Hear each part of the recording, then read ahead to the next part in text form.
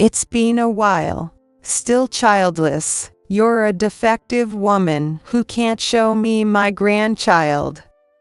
I've had my share of troubles with Susan, my mother-in-law, in the past, but even now, thinking about it makes my blood boil. Her harassment over my inability to have children was just too much. I don't know how much she wanted grandchildren, but it really hurt that she blamed me entirely for not having them. To call someone defective, what a horrible thing to say. I couldn't help but be somewhat impressed by it. Right now, I'm at the park, and I'm not alone. My child is right there, you know? The look on Susan's face when she heard that. She had been so eager, practically dying for a grandchild, and there it was. But reality can be cruel. She doesn't realize that what goes around comes around. How naive.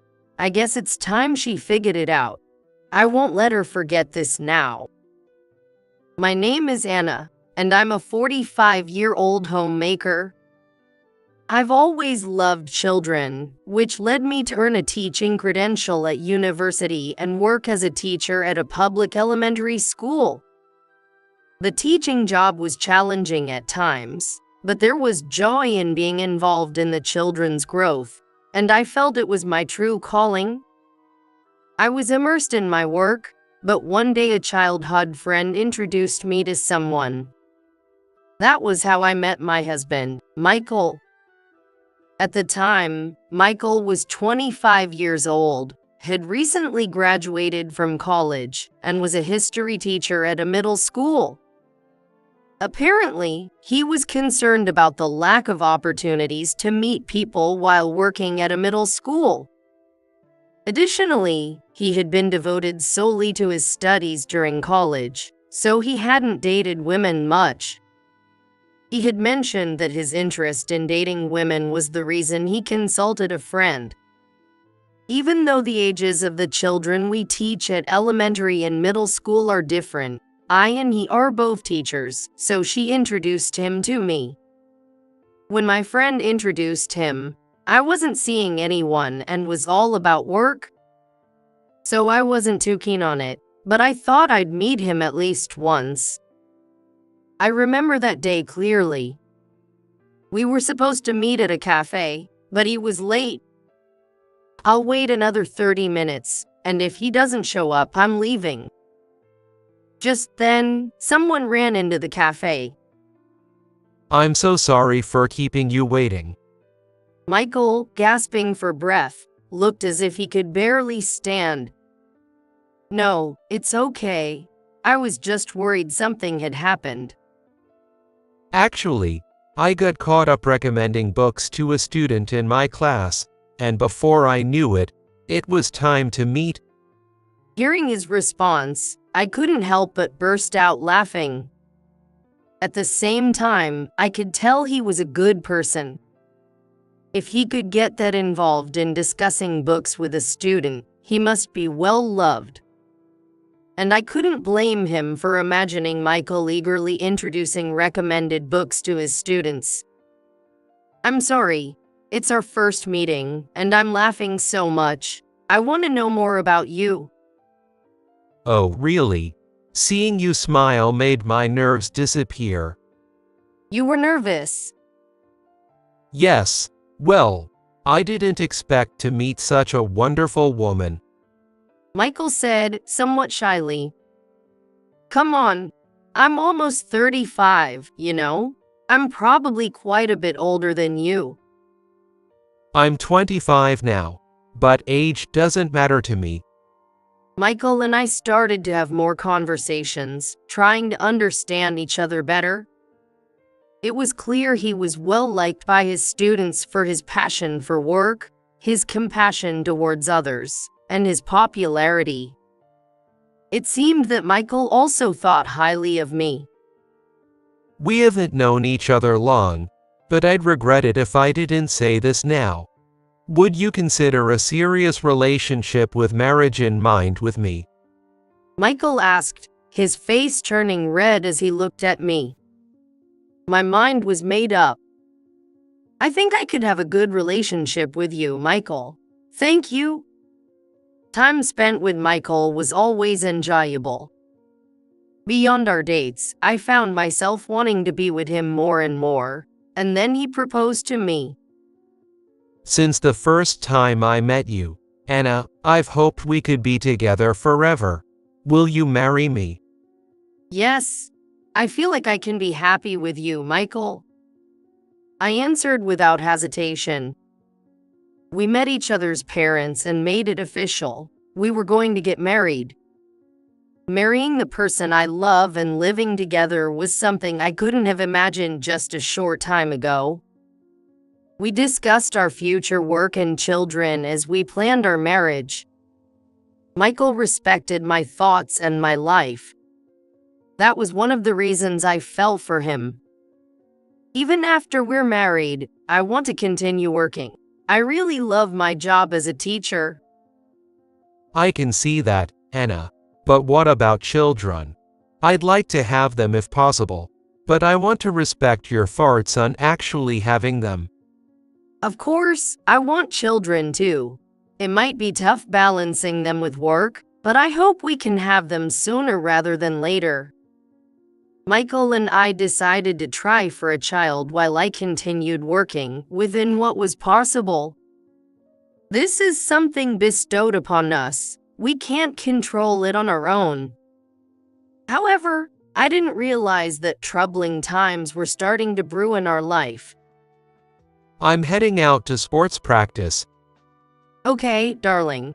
You'll be back by dinner, right? Take care. After seeing Michael off, I was drinking coffee alone in the living room when the doorbell rang. Hello, Anna. Hi, Susan. Michael's at school for sports practice. Is there something you need? Susan seemed momentarily disappointed, but then turned back to me and suddenly said, It's almost been a year since you got married, hasn't it? Yes, thanks to you.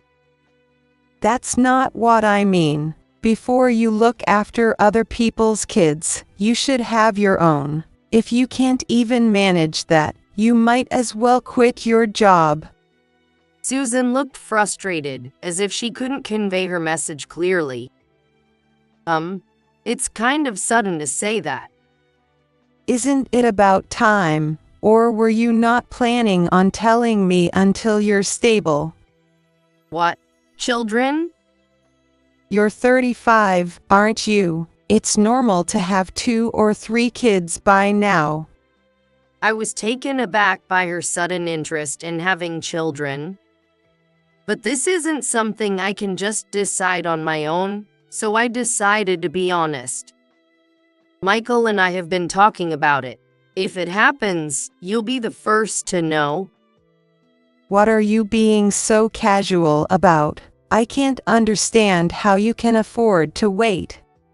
Her increasingly anxious demeanor puzzled me, especially since she had seemed so calm when we met before we were married. I'm sorry if I upset you, but this is not something I can control on my own. So what are you saying? Is it Michael's fault? Then Susan walked briskly into the room, and from inside, I could hear Susan's voice. What is this machine? I just tripped over it. I'm sorry, that's an air purifier.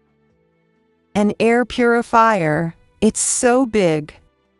I'm particularly sensitive to the air quality because of my dust allergy. I'm really sensitive to house dust, and I start sneezing uncontrollably. That's why I have this air purifier, even though it's in the way. I'm sorry. Then Susan sighed heavily. Are you just making excuses? Excuses?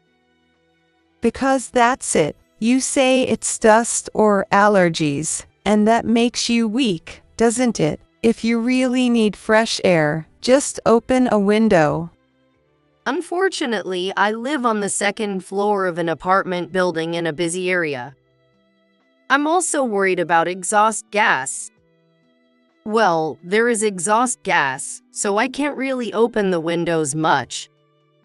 Relying on such a nonsensical device. That's why you can't have kids, isn't it?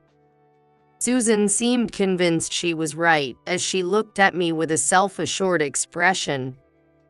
You want children, right? Then come to my house next week.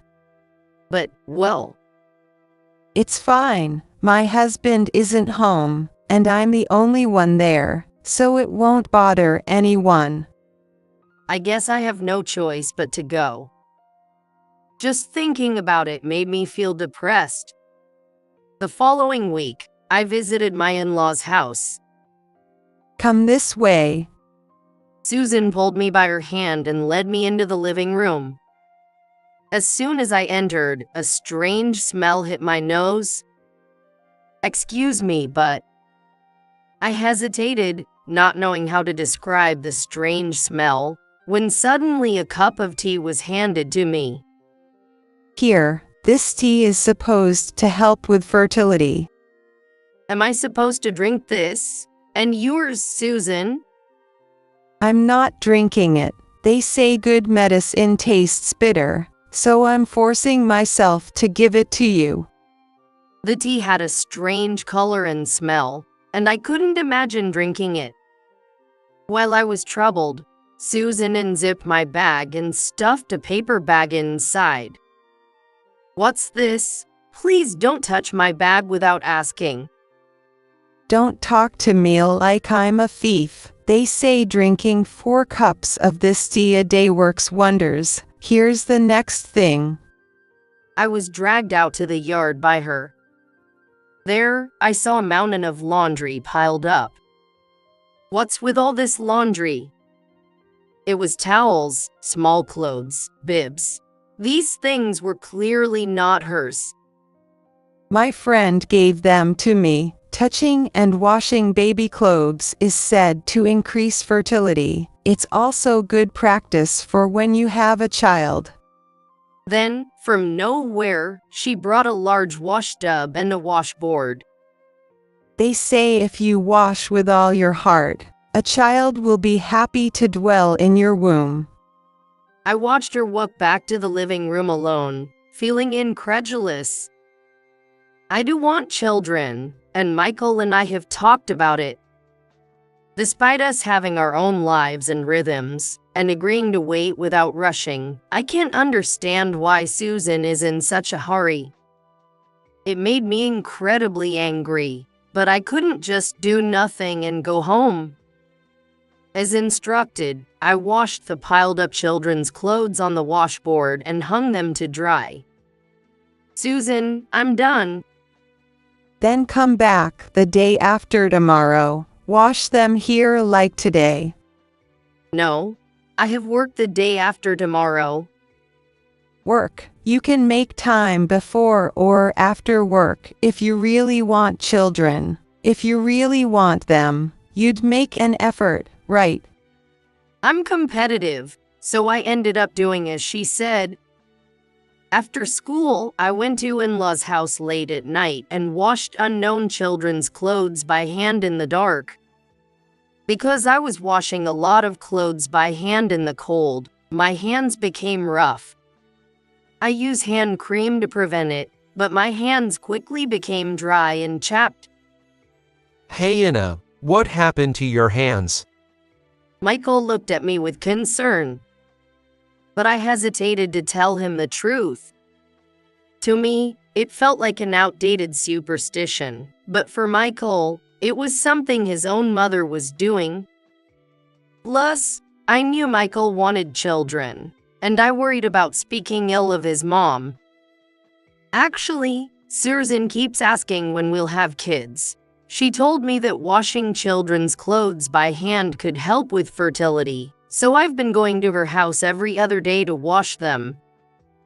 Michael looked at me in disbelief. Really? You seriously think that will help you have kids?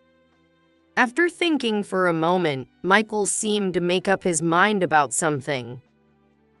Let me talk to my mom.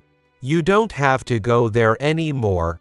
Actually, Mom has some inheritance from my dad, and she said she wanted to try living on her own without depending on her son or grandchildren. I'm also going to see a doctor. A doctor? Why? Because having kids isn't just a woman's issue, right? Maybe there's something wrong with me, and it's better to know. I admired this side of Michael. He took my concerns as seriously as his own. Thank you, but don't push yourself too hard. It's for you, Anna. I can't just sit by and do nothing. However, it was clear that Susan wouldn't quiet down so easily. I talked to Mom. You don't have to go over there anymore. Thank you. I'm sorry for putting you through this, Michael. No, don't worry about it. Turns out the difficulty in having kids might be because of me. Michael spoke apologetically. But the doctor said it's manageable with medication and regular visits. We'll see how it goes and then decide what to do next. It seemed like the issue was resolved for the moment, but it wasn't over yet. A little while later, a package arrived at our house. It was a cash-on-delivery package from Susan. Inside, there were several books and a long letter. The letter expressed Susan's anger about the conversation Michael had with her. And the books were about pregnancy and child rearing, obviously well used. Honestly, I felt a complex mix of anger and astonishment towards her for going this far. When I talked to Michael about it, it seems he felt the same way. I told her to stop, and she's still doing this. What should we do with these books? Honestly, even if we're told to read them. My mom just wants a grandchild so badly, she can't see anything else. I'm really sorry for making you feel this way. After thinking, Michael carefully chose his words. It must be tough for him, being caught between his mom and his wife. She is my mom, but I want to protect my wife, Anna, the most. If it comes to hurting you, I'll need to rethink my relationship with her. But she's still your mom, right? I don't want you to have regrets if something happens. Weddings and funerals are unavoidable, but beyond that, we don't need to interact. I'm really sorry for not realizing this sooner. Michael apologized to me. We decided that outside of necessary social obligations, I would avoid any contact with Susan, blocking her calls and refusing her packages. Michael was still sending her a little money on his own, but since that was a matter between him and his mom, I chose to stay out of it. For a while, we lived peacefully without seeing Susan. Maybe keeping her away was the best thing Michael did for my stress.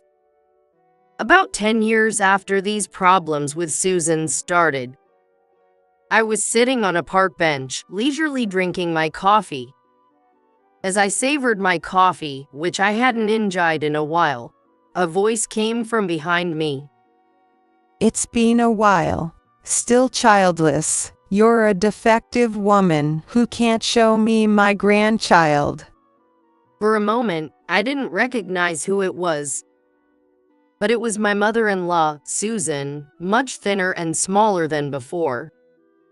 She's still the same person who looks down on others over the years. Her spiteful gaze made the warm coffee I was enjoying suddenly taste cold and bitter. It was a stark reminder of how emotions can dramatically alter our sense of taste. Well, Susan. Not showing your face around. What's that about? Surely you haven't been saying unnecessary things to Michael. I didn't mean it like that, Susan said while poking the ground near my feet with her cane. What's your intention avoiding your husband's mother to this extent? She scrutinized me from head to toe with a tone full of sarcasm. Sitting here alone in the park, sipping coffee so elegantly, you must feel very pleased with yourself. Susan hasn't changed since the day she commanded me to wash a stranger's baby clothes. I had managed to live peacefully without seeing her for 10 years. I would prefer not to meet her if possible, but I gathered my courage to speak. My children are right over there. Susan looked puzzled for a moment, but then she burst into laughter. She was laughing so hard that her teeth were showing. Is it so funny to her that I have children? She must have decided long ago that it was impossible for me to have children. That's why I think she can take such an attitude without any qualms. It's her prerogative to believe that only those with children can be happy, but I wish she wouldn't impose her values on others. Then she suddenly turned serious and glared at me. I braced myself for what she might say next. And here I was wondering what you would come up with. Aren't you considerably older than Michael? As if you could have children. It's true that I'm older than Michael, but it's offensive to assume that precludes me from having children. After all, many couples with an age difference manage to have children without issue. I took a deep breath, ready to speak my mind. That's why. Suddenly, Susan put her index finger to my lips. She raised her finger, signaling me to stop talking, and glared at me. You should have just done as I said. I don't know what you told him, but you made Michael run away from me. No child would come to such a cursed person. I felt the weight of her oppression. Having been estranged for 10 years, honestly, I felt physically threatened. The thought of being swallowed up by this situation made me anxious. As Susan was berating me, my children ran over from a short distance, looking concerned. I felt terrible for making them see me like this. Mom, what's wrong? Is this person someone you know? Well, this person is. I hesitated to tell Mary and Emma the truth. Although Susan brings back bitter memories for me, she is their grandmother. Is it right to keep them apart based on my personal feelings and reluctance to meet her? But how should I introduce her?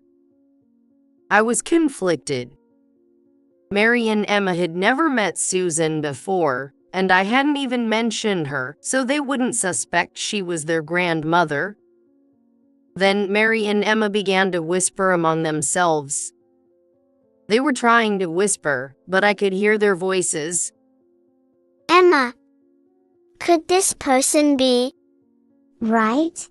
Mary, do you think so too?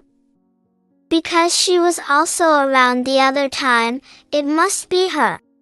Susan pretended not to notice their whispering but approached Mary and Emma. Her hands trembled as she reached out to touch them, and the two of them watched with indescribable expressions. Indeed, to Mary and Emma, she was a stranger.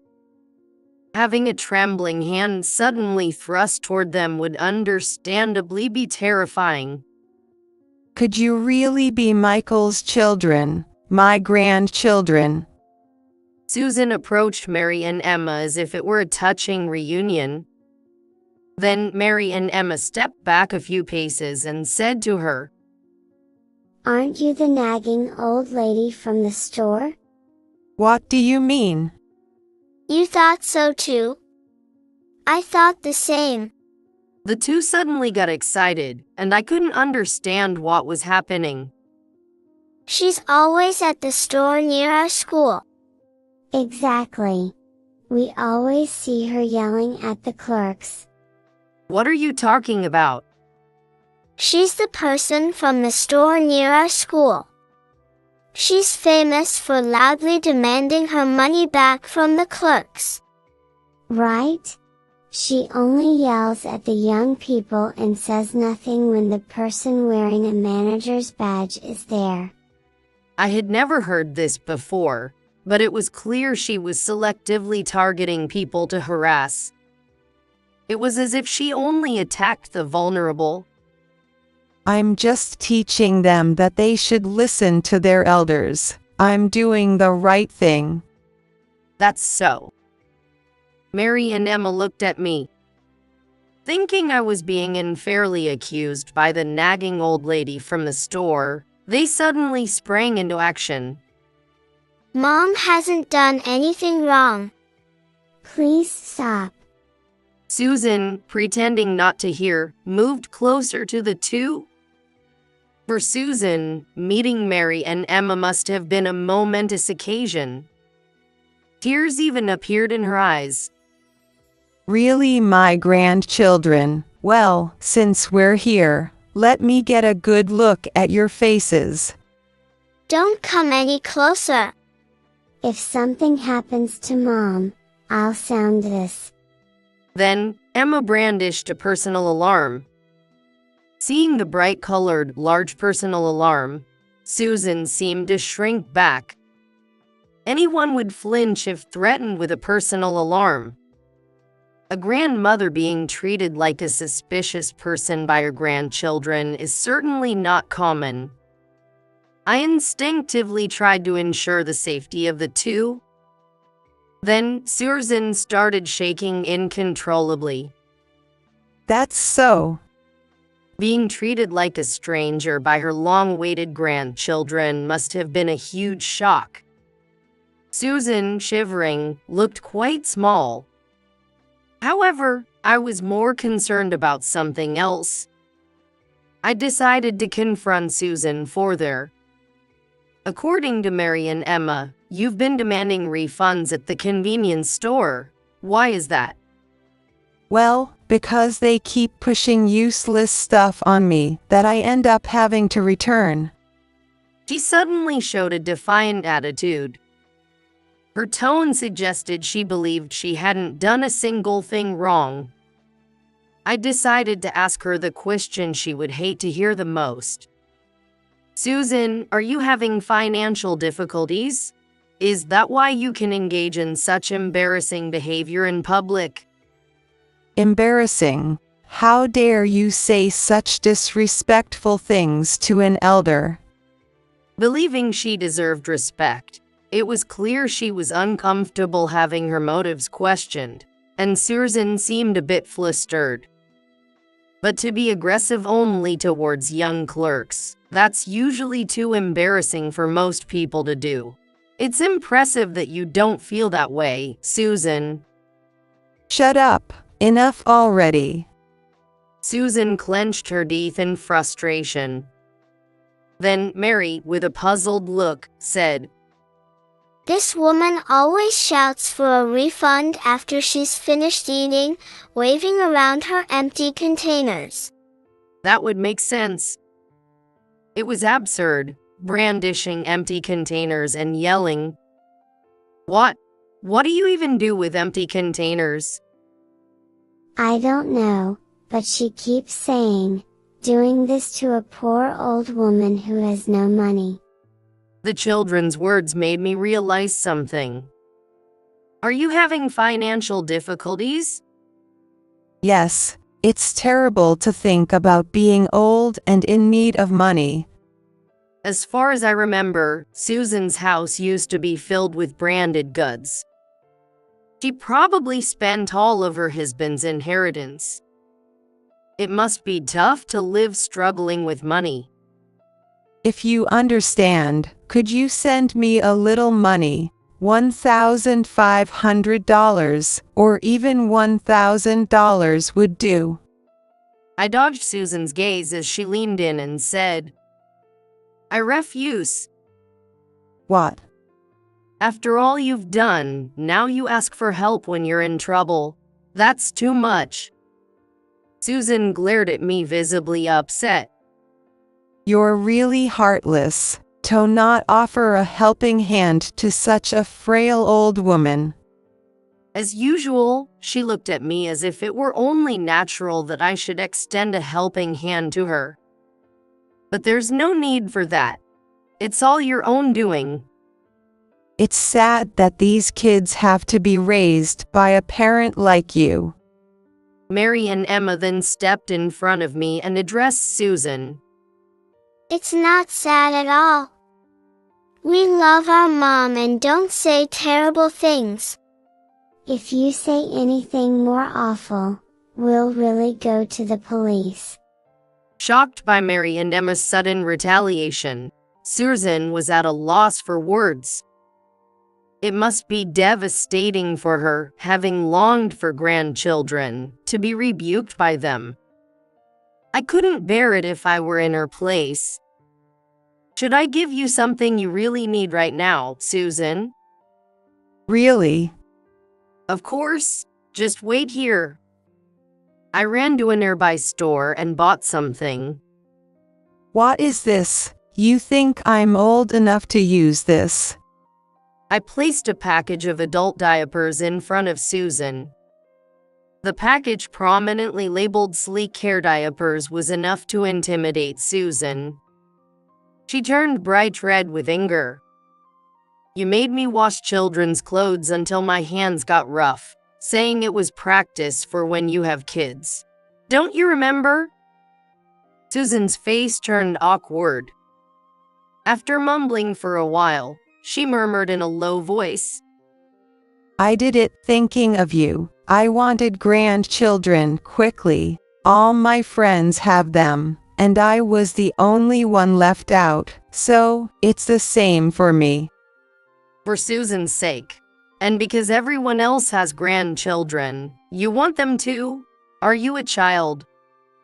Susan glared at me resentfully.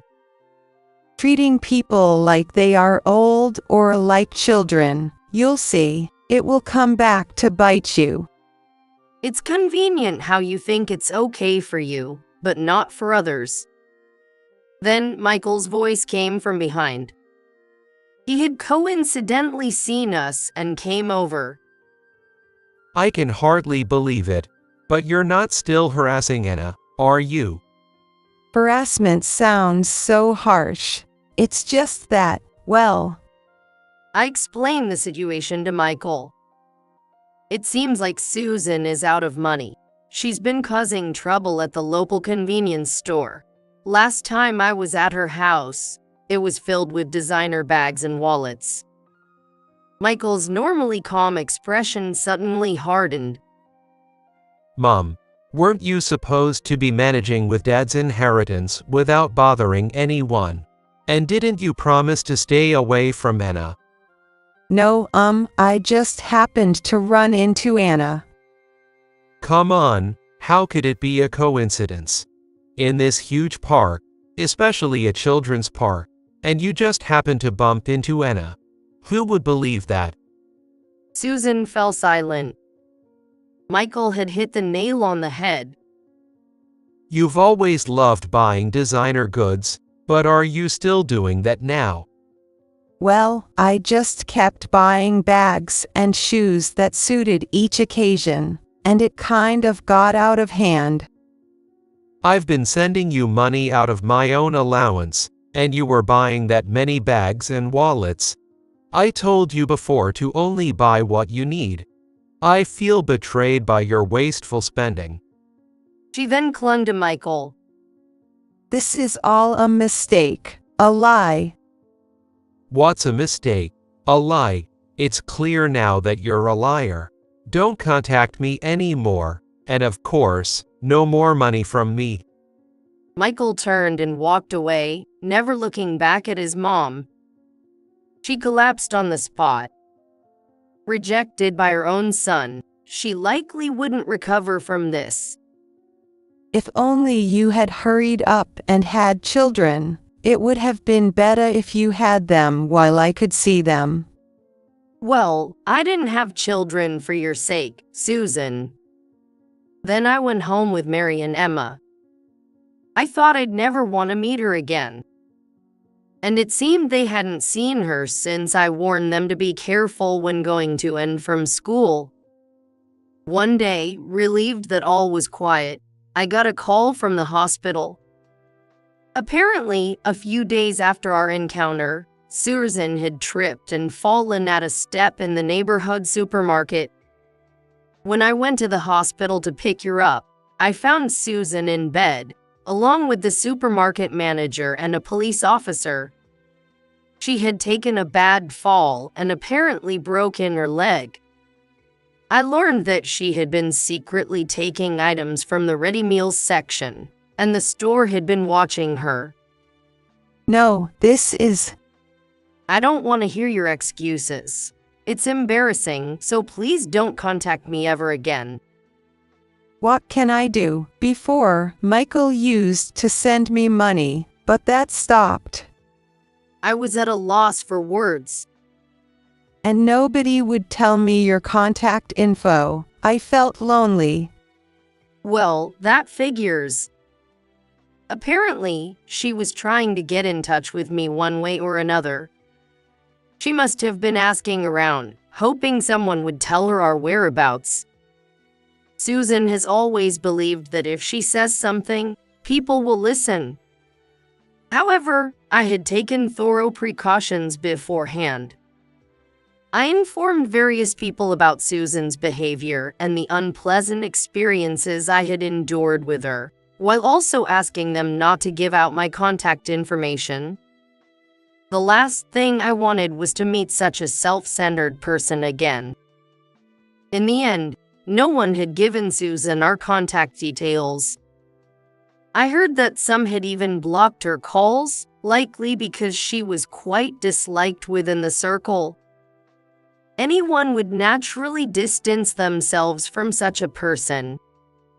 Given her nature, it wasn't surprising to hear she was being blocked.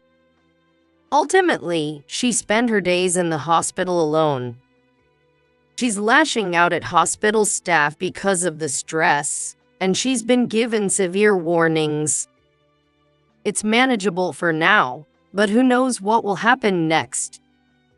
This is her way of continuing to go crazy without realizing how much she is hated. I'm enjoying peaceful days with Mary, Emma, and Michael. I was worried about what would happen when we unexpectedly met Susan in the park, but I'm glad I took decisive action. It was good to discuss our problems with her with Michael. Together as a couple, we went through treatment, and through this process, we were able to meet Mary and Emma. I've also come to understand that if you don't value people like Susan, it eventually comes back to affect you as well. Mom! Over here, hurry up! Mom, you're so slow. Mary and Emma were beckoning with bursting smiles. I ran to catch up with them and gave them a big hug. I want to cherish the happiness of living these joyful days with Mary, Emma, and Michael.